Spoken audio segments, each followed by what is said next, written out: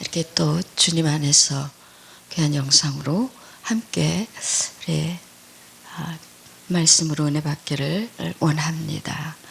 하나님의 말씀 요한계시록 6장 1절로 2절 말씀입니다. 요한계시록 6장 1절로 2절 말씀입니다. 내가 보매 어린 양이 7인 중에 하나를 떼시는데 그때 내가 들으니 네 생물 중에 하나가 우레소리같이 말하되 오라 하기로 이에 내가 보니 흰 말이 있는데 그 탄 자가 활을 가졌고 면류관을 받고 나아가서 이기고 또 이기려고 하더라. 아멘. 말씀의 제목은 미혹이라는 제목으로 말씀을 드리겠습니다. 6장 1절에 이제 어린 양 되신 예수님께서 인을 떼기를 시작을 하시죠. 그 7인 중에 맨 첫 번째 인을 떼시는데요. 이 7인을 떼실 때에 바로 그 네 생물 중에 하나가 큰 소리로 아주 우레와 같은 그런 소리로 오라 하면서 어떤 그 일이 일어나는데요. 그 흰 말이 나가고 있는데 바람같이 흰 말이 쫙 나가는데요. 그 탄 자가 활을 가졌다 그랬습니다. 활을 가졌고 그리고 면류관을 받고 나가서 이기고 또 이기려고 하더라. 네. 이 말씀을 여러분이 좀 주목을 하시겠습니다. 근데 성경에는 이사야 34장 16절에 이런 말씀이 있습니다. 너희는 여호와의 책을 자세히 읽어보라. 이것들이 하나도 빠진 것이 없고 하나도 그 짝이 없는 것이 없으리니 이는 여호와의 입이 이를 명하셨고 그의 신이 이것을 모으셨습니다. 이러한 말씀이 있습니다. 하나님의 말씀 반드시 짝이 있습니다. 그래서 하나님의 말씀을 증거하시도록 항상 그 말씀 한 가지만 가지면 우리가 좀 잘못 오해할 수도 있고 잘못 이해할 수도 있잖아요. 그러니까 하나님께서 꼭 짝을 주시는 거예요. 그래서 증인은 둘씩인 것처럼 이 말씀의 증인도 꼭 하나님께서 짝을 주셔서 우리가 잘못 판단하지 아니하도록 이것을 하나님께서 주시는 것을 보실 때 얼마나 주님은 섬세하신 분이신가. 그리고 우리가 잘못 오해하지 못하도록 그렇게 너무나도 귀한 도움을 주시는 것을 볼 수가 있습니다. 여기 흰 말이요. 흰 말이 나오는데 그 흰 말이 그 손에 활을 붙잡고 그 다음에 면류관을 받고 나가서 이기고 또 이기려고 하더라. 우리가 그 많은 그 세계 그 기독교 역사를 바라볼 때 흰 말에 대해서 정의를 내리는 것을 볼 때 굉장히 많은 종류의 그 정의를 내리는 것을 볼 수가 있습니다. 그래서 저도요, 혼돈이 오는 거예요. 도대체 흰 말이 이게 어떤 사람은 예수님이라고도 번역을 하시고 굉장히 여러 가지 다양한 또는 이단 또는 여러 가지 그런 미혹이라는 말도 있고요. 그래서 이렇게 단순히 원어를 봐도 별 그렇게 특징적으로 나타나는 게 없어요. 그래서 하나님이 주시는 말씀 짝을 한번 찾아보자. 짝을 찾아보니까 하나님께서 너무나도 정확하게 말씀을 주셨습니다. 마태복음 24장이에요. 마태복음 24장을 보면은 예수님께서는 날 제자들과 함께 그 감람산에 앉으셨습니다. 그 감람산에 앉으셔서 뭘 바라보고 있었느냐 하면은 그 성전을 바라보고 있는 거예요. 성전을 바라보고 있는데 예수님께서 그 1절로 제가 2절을 봅니다. 예수께서 성전에서 나와서 가실 때에 제자들이 성전 건물들을 가리켜 보이려고 나오니 대답하여 이르시되 너희가 이 모든 것을 보지 못하느냐? 내가 진실로 진실로 너에게 이르노니 돌 하나도 돌 위에 남지 않고 다 무너뜨려지리라. 예수께서 감람산 위에 앉으셨을 때에 제자들이 조용히 와서 이르되 우리에게 이르소서 어느 때에 이런 일이 있겠사오며 또 주의 임하심과 세상 끝에는 무슨 징조가 있사오리까. 예수님이 지금 이 성전에서 나오면서 그 성전 건물을 바라보면서 하신 말씀이 뭐냐면, 이 성전을 보느냐, 굉장히 그 헤롯이 아름답게 유대인을 그 마음을 사기 위해서 그 성전을 46년 동안 오랜 시간에 걸려서 엄청나게 아름답게 지었습니다. 그 유세비우스에 의하면은 그 담 사이사이에 금을 박았다는 거예요. 그러니까 성전뿐만 아니라 그 담 사이에도 그 벽돌 사이사이마다가 금을 발라서 했으니 얼마나 그 성이 찬란하고 아름답겠습니까? 그런데 예수님께서 뭐라고 말씀하십니까? 내가 진실로 너에게 이르노니 돌 하나도 돌 위에 남기지 않냐고 다 무너지리라. 왜요? 네, 그 로마 군인들이 이 예루살렘을 침략하러 들어왔을 때에 그 벽돌 사이사이에 금을 캐기 위해서 정말로 그 벽돌 하나하나에 처음에 다 무너뜨린 거예요. 그 금을 캐기 위해서. 그러니까 예수님의 말씀은 이미 그것을 바라보시면서 예수님께서 이 감람산 계시를 지금 제자들에게 얘기하고 있습니다. 그 제자들이 이런 말을 하죠. 그러면 예수님 어느 때에 이런 일이 있겠사오며 주의 임하심과 세상 끝에는 무슨 일이 있겠습니까? 하고 제자들이 조심스럽게 예수님의 옆에 와서 물어보는 거죠. 그때에 예수님께서 말씀을 하신 거예요. 예수께서 대답하여 이르시되 너희가 사람의 미혹을 받지 않도록 주의하라. 많은 사람이 내 이름으로 와서 이르되 나는 그리스도라 하여 많은 사람을 미혹하리라. 예. 첫 번째 예수님께서 마지막 때 예수님의 재림이 가까운 그때에 일어날 일들에 대해서 얘기를 해주는데 첫 번째가 미혹입니다. 미혹을 받지 않도록 주의하라. 그리고 두 번째는요, 거기 6절에 보니까 난리와 난리 소문을 듣겠으나 너희는 삼가 두려워하지 말라. 이런 일이 있어야 하되 아직 끝은 아니니라.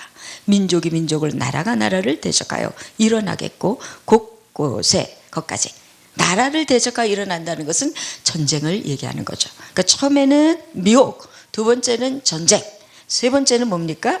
거기 써 있죠. 기근과 지진이 있으리라. 기근이 있겠다는 거예요. 잘 보세요. 처음에는 미혹이 있고 두 번째는 전쟁이 있고 세 번째는 기근이 있다. 당연한 거죠. 전쟁이 한바탕 휩쓸고 지나가면은요, 거기에 먹을 것은 아무것도 없습니다. 철저한 지진이 기근이 일어나고 함께 지진도 있을 것이다. 그 다음에 8절에 보면은요, 이 모든 것이 재난의 시작이다. 그때 사람들이 너희를 환난에 넘겨주겠으며 너희를 죽이리니 너희가 내 이름 때문에 모든 민족에게 미움을 받으리라. 그러니까 뭐가 오느냐? 죽음이 온다는 거예요. 사망이 온다는 거예요. 자, 그러면 이렇게 우리가 딱 정리하면은 예수님께서 마지막 때 일을 그냥 하나의 청사진으로 하나의 설계도로 우리에게 보여주시는 것을 딱 알 수가 있잖아요. 그 뒤에 누가 오느냐? 그 뒤에 예수님께서 재림하는 것을 우리가 볼 수 있어요. 쭉 그렇게 나오다가 어디에 있냐면요, 29절에 그날 환난 후에 즉시 해가 어두워지며 달이 빛을 내지 아니하며 별들이 하늘에서 떨어지며 하늘의 권능들이 흔들리리라. 그때에 인자의 징조가 하늘에서 보이겠고 그때 땅의 모든 족속들이 통곡하며 그들이 인자가 구름을 타고 능력과 큰 영광으로 오는 것을 보리라.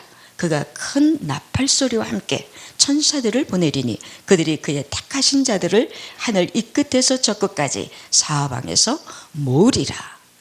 자, 여기까지 우리가 그 청사진, 예수님이 말씀하시는 마지막 때는 이런 일이 일어날 거야 하면서 쫙 쫙 얘기를 해주는데요. 거기서 골자 가장 중요한 것을 지금 말씀하는 거예요. 처음에는 미혹이 있고요. 그 다음에 뭐가 전쟁이 있고요. 그 다음에 기근이 있고, 그 다음에 사망이 있고, 그 다음에 환난 후에 뭐가 온다 그랬어요? 환난 후에 예수님의 재림이 있다.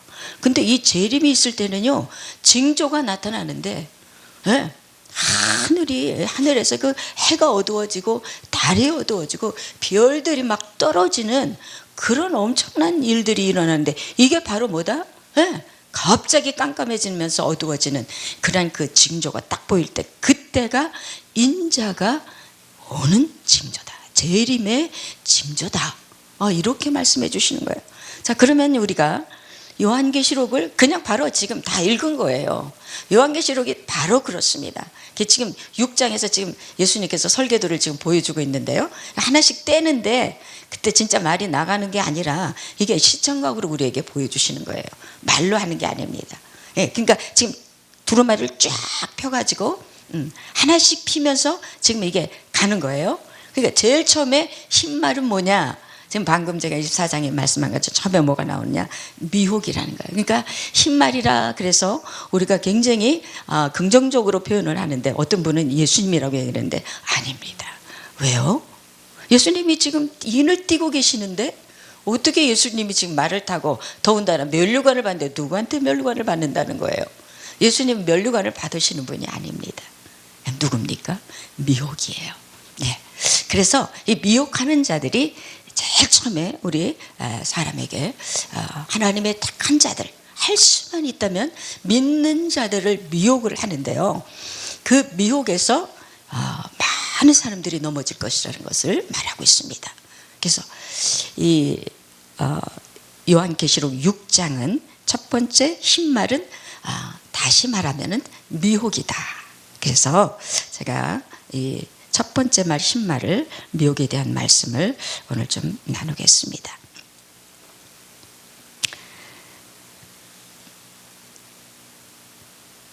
이 미혹이라는 그 원어를 제가 한번 찾아봤습니다. 그랬더니 플라노라고 하는 히브리어인데요, 헬라어인데요. 이 헬라어 플라노는 길을 잃게 하다, 나쁜 길로 인도하다, 속이다, 잘못되게 인도하다, 이런 그 뜻을 갖고 있습니다. 요한계시록 13장 14절에 보면은요, 거기에 땅에 거하는 자들을 미혹하여, 땅에 거하는 자들을 미혹하여 그랬습니다. 그러니까 여기서 땅에 거한다는 것은 우리가 발을 이 땅에 디디고 사는 그 상태를 얘기하는 게 아니라 땅만 바라보고는 사는 자들을 의미하는 거죠. 우리 하나님의 백성들은 위를 보고 살고 하나님을 바라보고 살아야 되는데, 이 땅에 거하는 자들은 땅만 바라보고 사는 거예요. 그 뿌리가 땅입니다. 우리는 그 뿌리가 하늘이죠. 그래서 이렇게 다르죠. 땅에 거하는 자들을 미혹하여, 미혹의 대상은 땅을 발로 디딛고 사는, 땅을 근원으로 하고 땅을 자기의 그 성공의 잣대로 여기는 그러한 사람들을 가리키는데, 그들을 미혹한다. 그리고 그들을 통하여서 계시록 13장에 나올 그 이 시대를 마지막으로 이끌어갈 그 짐승, 후 3년 반 42달 동안 그 42달 동안 치리할 수 있는 권세를 받습니다. 그 42달 동안만 이 짐승은 이 세상을 다스리는데요. 그러니까 우리가 잘 만약에 이 세상을 통과한다면, 환난을 통과한다면 42달만 잘 견디면 되는 거예요. 42달 동안. 42달 동안 우리가 그 짐승이 강력한 힘을 가지고 인간을 다스릴 때에 13장 8절에도 보면 죽임당한 어린 양의 생명책에 창세 이후로 농명되지 못하고 땅에 사는 자들은 다 짐승에게 경배하리라, 이렇게 말씀이 되어 있어요. 그러니까 우리가 이 생명책에 기록되지 아니한 땅에 거주하는 모든 자들, 그런 사람들이 짐승을 경배하고 짐승을 따를 것이라고 하는 말씀을 하고 있습니다. 우리가 이 허용의 미혹이라는 그 단어를 우리가 방금 보았는데요. 길을 잃게 하고 속이고 나쁜 길로 인도하고 잘못되게 인도하는, 그 미혹하는, 이 미혹을 받는 그런 그 이유는 무엇인가 우리가 한번 봐야 되겠지 않겠습니까? 근데 이 미혹을 받는 이유는 우리 마음에 그 미혹을 허용을 하기 때문에 그렇다는 거예요.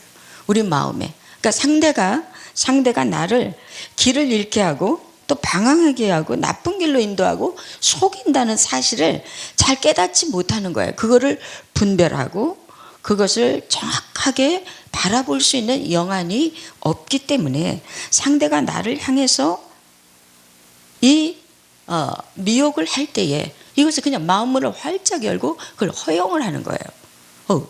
그런 상태는 우리 영혼이 이미 잠들어 있기 때문에 그렇죠. 그 눈이 감겨 있습니다.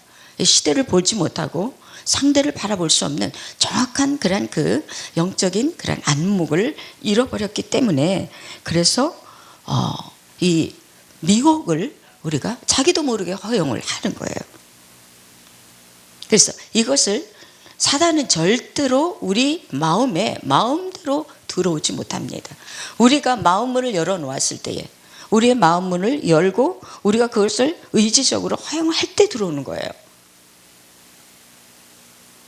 방심하고 방임하고 우리가 완전히 이 사단에 대해서 그냥 다 무장을 해제를 해버린 거예요. 내 마음에 무장을 다 해버리고 전신갑주를 다 풀어버리고 어떻게 싸우겠습니까? 어떻게 인식하겠습니까?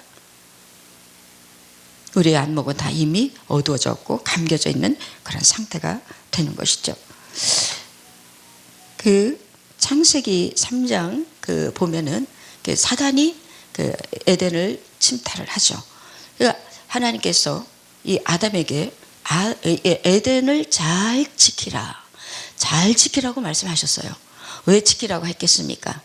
침략하는 자가 있기 때문에 잘 지키라는 말을 했단 말이에요. 근데 벌써 사단이 거기를 들어와 가지고 이미 아담에게는 접근을 못했죠. 누구에게? 하와에게 접근을 했습니다.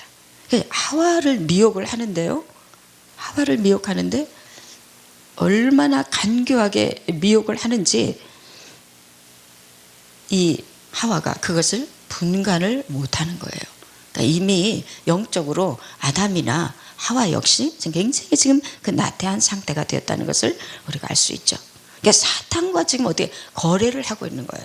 주고받고, 사단과는 아예 단절을 해야 되는데 사탄과 더불어 계속 주고받고 타협점을 모색을 하고 있는 것을 우리가 볼 수 있습니다.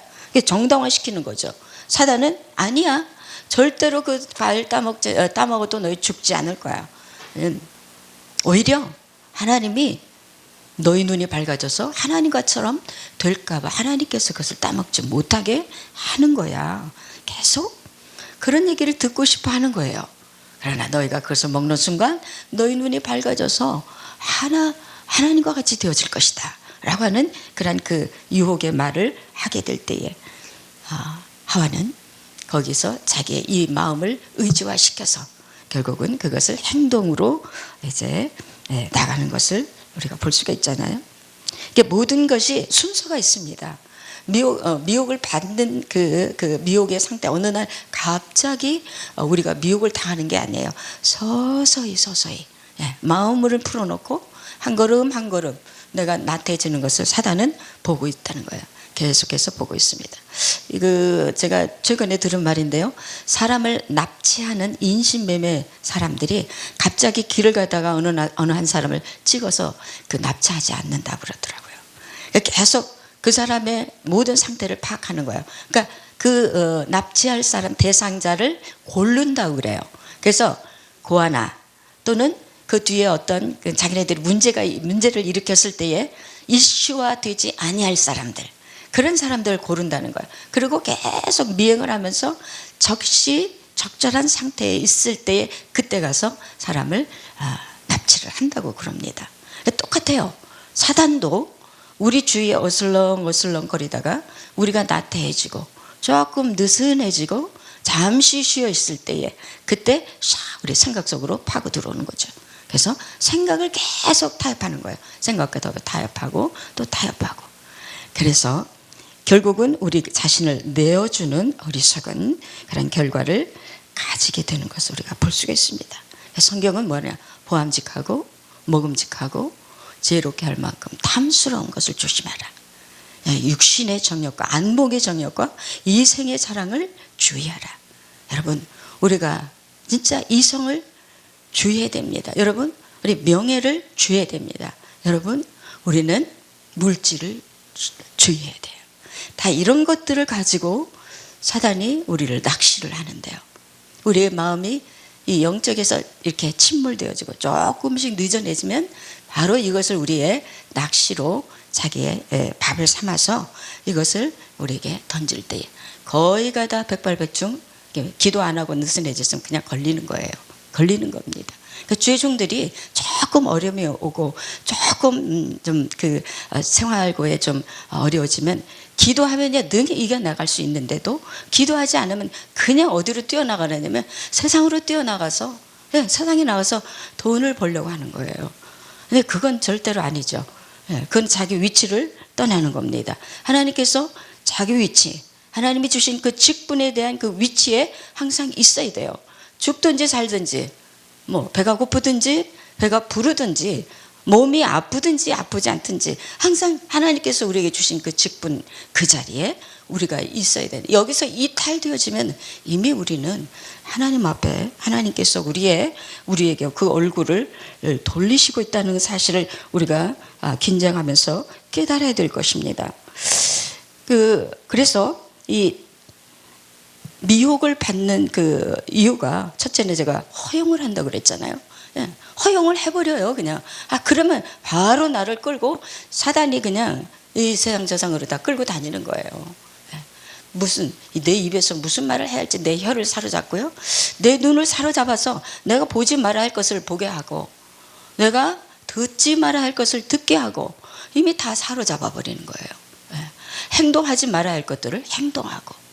세상 사람들과 거의 수준이 비슷하게 되죠. 많은 사람들을 제가 봅니다. 하나님의 종들이 자기 위치를 떠났을 때에 이 사람들의 마음을 벌써 말을 해보면 그 말에서 그 영이 흘러나오는 것을 알 수 있어요. 저 사람이 말하는 거 한 번만 들어보면 저 사람의 영적 상태가 지금 어느 곳에 있구나 하는 것을 금방 알 수가 있어요. 왜? 생각하는 것이 나오기 때문입니다. 신령한 얘기를 해야 되고 하나님의 말씀을 증거해야 될 하나님의 종들이, 하나님의 사람들이 그런 말을 하죠. 세속적인 말들을 벌써 내뱉기 시작을 하면은 이미 영적으로 많이 치우쳐져 있다는 것을 우리가 알 수가 있죠. 그래서 이때가 굉장히 중요합니다.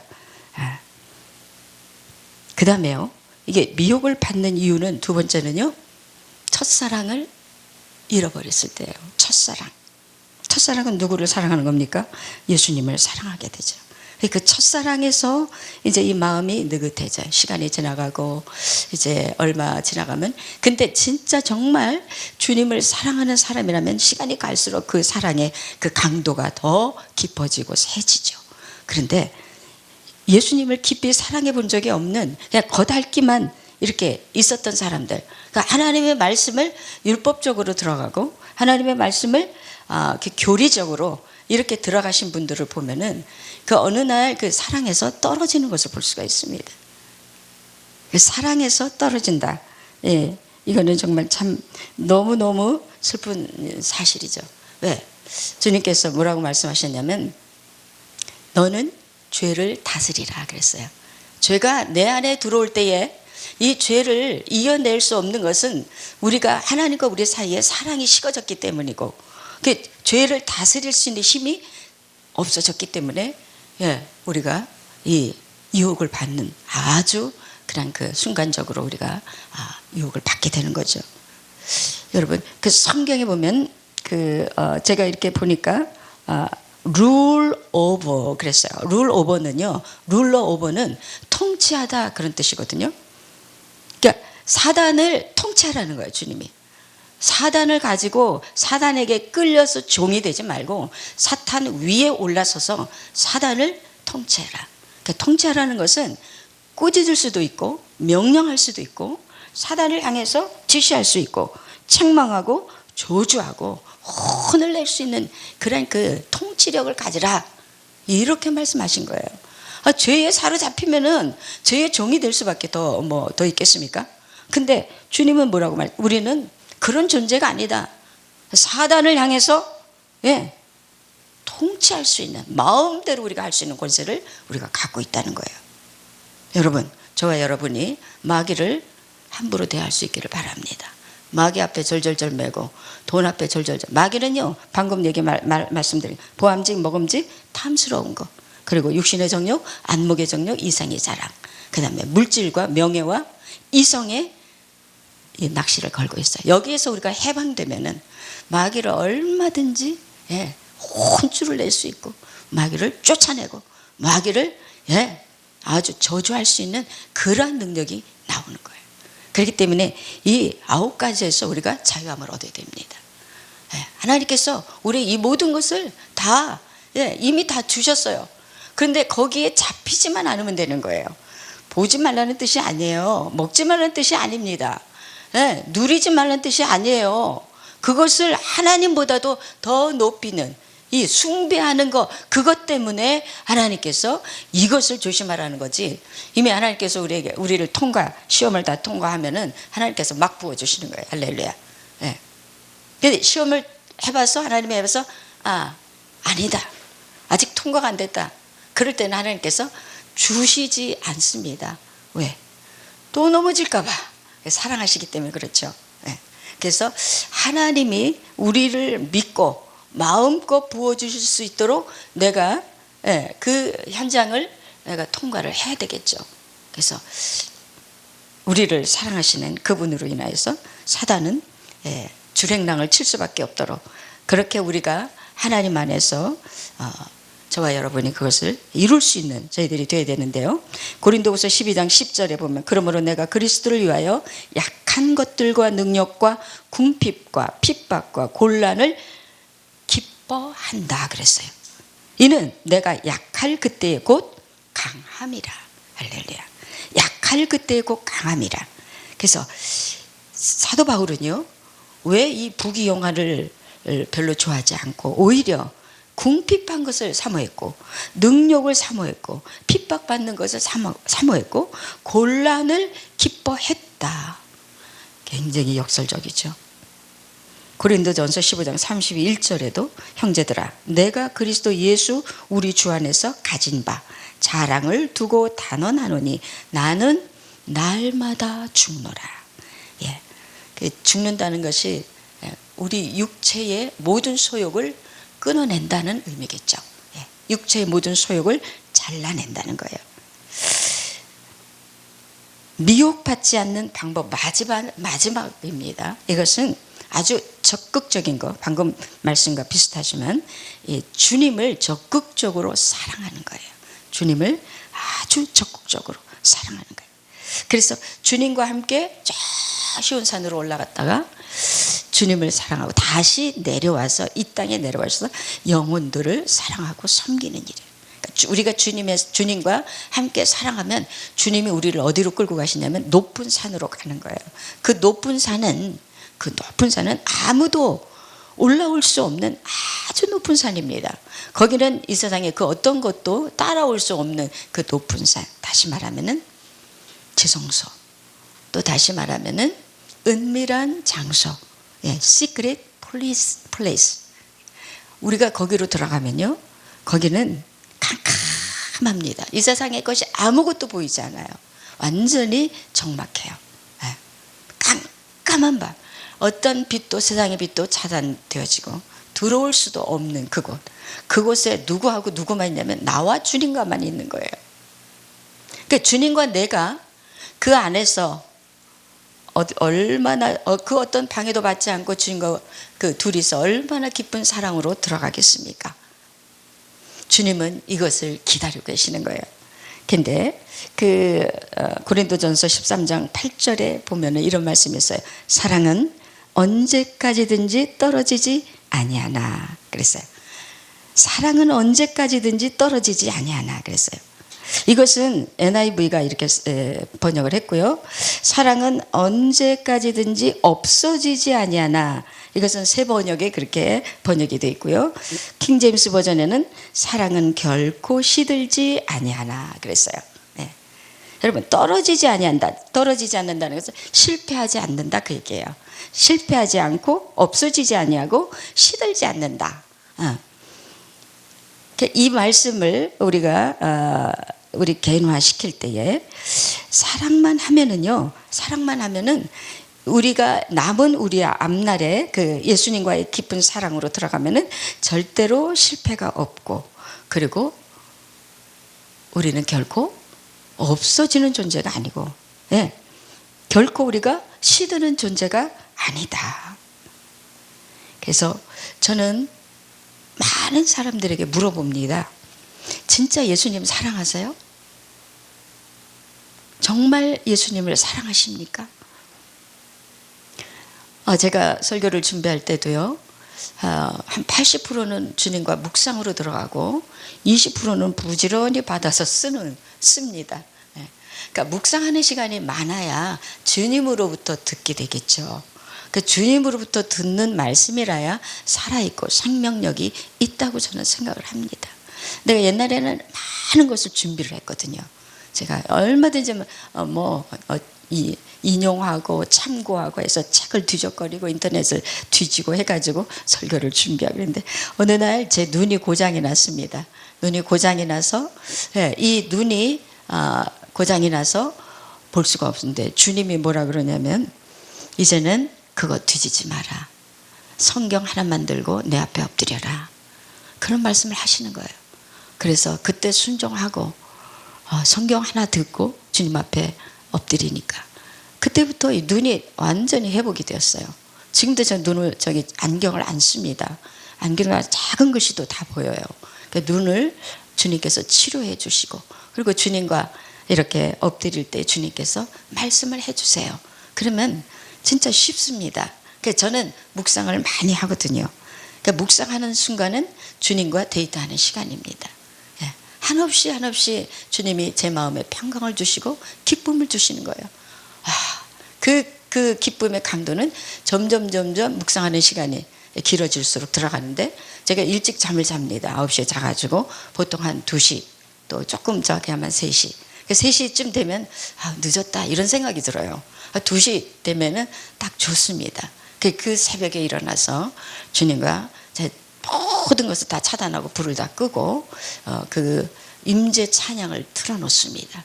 그 임재 찬양을 틀어놓고 깊은 묵상으로 들어가는 거예요. 그러면은 막 하나님이 주시는 그 영적인 그 맑고 깨끗한 생수, 그 생수가 내게 부어지는 것을 느껴요.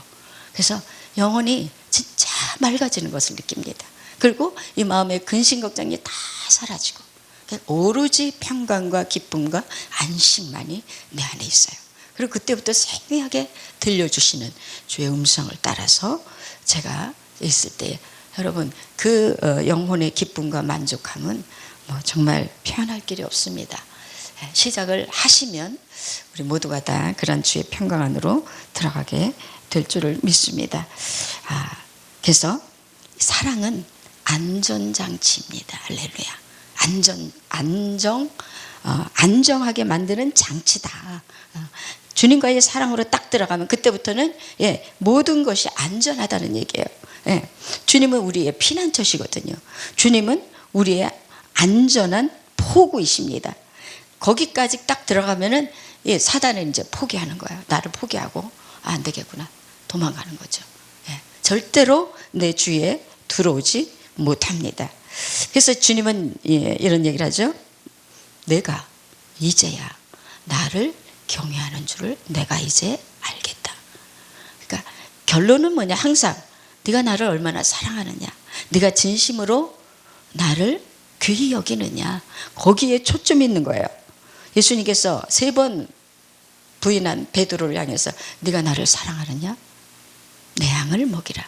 사랑한다면 그때 안심하고 사역을 맡기는 거예요. 네가 나를 진정으로 사랑하느냐? 그러면 내 양을 먹이라. 근데 우리는 예수님을 사랑하지도 않고 뭐 일부터 하려고 그러잖아요.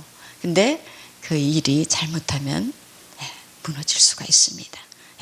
열정을 가지고 목회를 하시던 분들이 한 100명, 200명, 300명 올라오다가 어느 날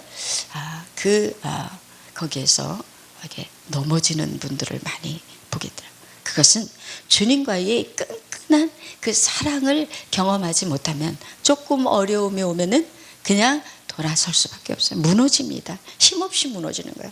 그래서 사랑은 이게 엄청난 우리의 신앙의 근원이 되는 거예요. 뿌리가 되는 거예요.